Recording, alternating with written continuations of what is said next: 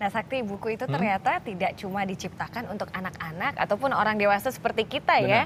Ada juga bayi yang bisa membaca buku, ada buku khusus bayi. Betul, karena memang apalagi nih ya, seperti bapak-bapak muda seperti saya, ini biasanya punya satu minimal di rumah lah. Oke, berarti kamu kalau di rumah sering membacakan buku itu untuk anak-anak kamu ya? Nah, kalau saya sempat pasti saya bacain, kalau nggak sempat mamanya yang bacain. Karena memang penting banget ya, membacakan buku untuk anak ini bisa dibilang cara orang tua untuk menjalin ikatan dengan anak ya sejak Betul dini. sekali. Berarti kayak saya pengen tahu buku-bukunya itu lucu sekali berarti ya, Sakti? Wah, lucu banget, Cit. Nggak usah bayinya, kamu pasti suka kalau baca.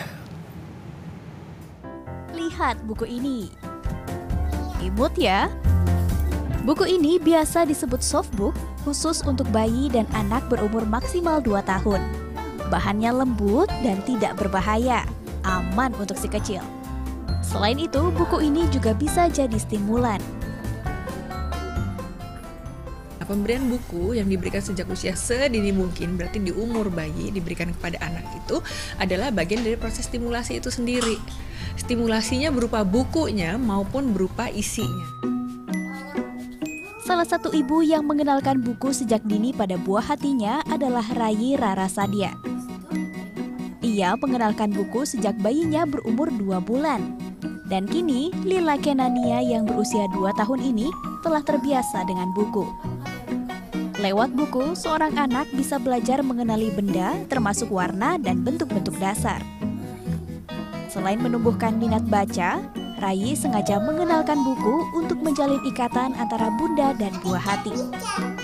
Oke, jadi awalnya kan memang kita baca-baca dan ternyata kita dapat info bahwa kalau memperkenalkan buku dari awal itu bagus untuk perkembangan anaknya kemudian gitu. Jadi ya udah awal-awal kita kasih softbook yang buku yang biar dipegangnya enak buat anaknya, tapi juga buku lain juga sih yang untuk anak awalnya untuk supaya bonding time buat kita sama Lila gitu kan. Jadi buat waktu membaca bersama.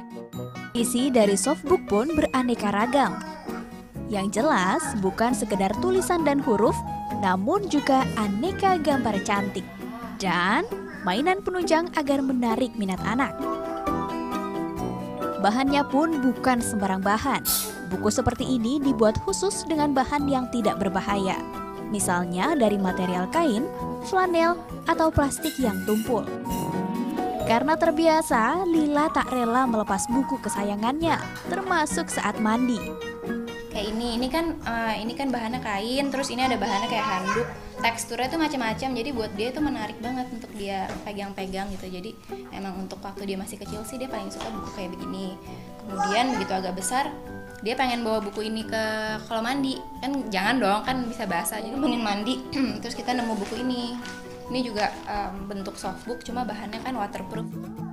Selain itu, melalui buku, Rayi bisa mengajarkan Lila potty training, alias belajar buang air secara mandiri di toilet dan melepas kebiasaan menggunakan popok. Pada dasarnya, manusia adalah makhluk visual, sehingga softbook yang baik harus berisi gambar dan memiliki warna-warna cerah yang tidak bergradasi. Ini agar anak bisa mengenali warna dasar terlebih dahulu. Lucky Fitriani, Mustafa Adrebi melaporkan untuk NET.